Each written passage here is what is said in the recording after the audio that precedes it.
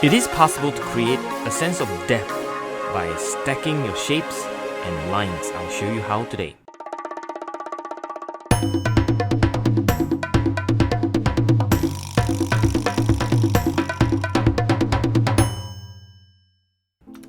If you look at the photographs where the traffics pile up in a way on the left hand side, I'm going to just show you how you can stack the shapes. In this case, stacking the overlapping cars, and as you see, the cars get smaller as it recedes into the back, and your eyes needs to sort of read it correctly. And I'm not being very precise. Stacking it, just creating a sense of depth.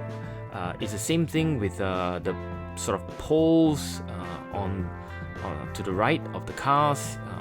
There's also a couple of cars stacked up, and then also some kind of traffic lights and other probably utility poles on the right hand side. There's some kind of a cyclist there, and so on. More cars at the back going, sort of perpendicular to the stacked traffic. I have a vanishing point where my hand is, my finger is on the vanishing point, and I'm kind of drawing things radiating out from my finger at that point. There's another row of traffic, not being very precise at this point, just creating a sense of depth by varying the shapes which are stacked.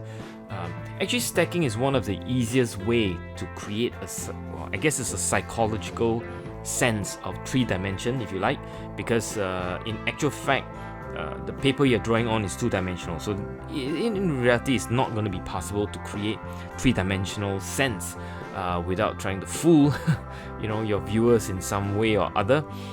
So one of the simplest way is to stack shape, and when you stack shape, just remember to vary the size. In this case, the size of the shape gets smaller and smaller as it recedes into the background.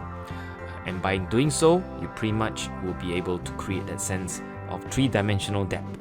And as you can see, as I started painting, I'm not being even very careful. I don't intend to create too much,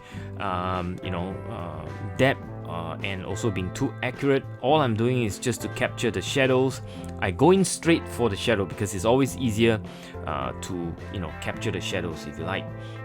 And all I'm doing here is just to whack in where the darkest dark are, without concern for the actual color itself. I kind of ignore the actual color as well, because all I'm trying to do is just to capture more or less the right values, if you like.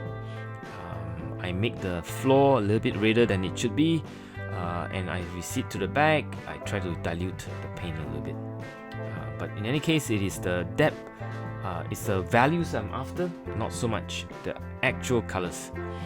And on the other side, as you can see, I put in also kind of reddish floor. Well, it's not really red, but it's alright. It's just a demo, and I was too lazy to kind of change color too much.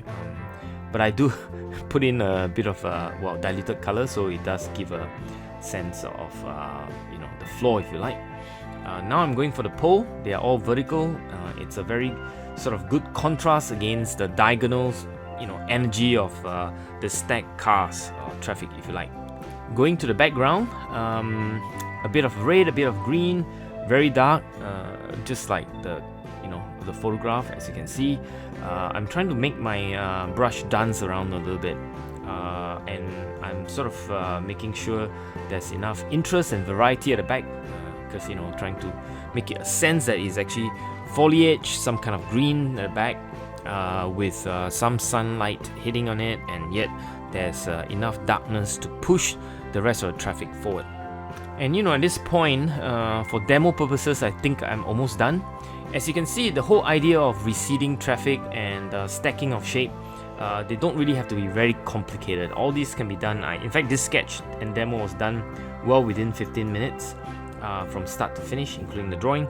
So you could pretty much do something like this in an urban sketching scenario. So I hope you enjoy that, and please stay tuned for the other videos on the series of elements as well. Bye!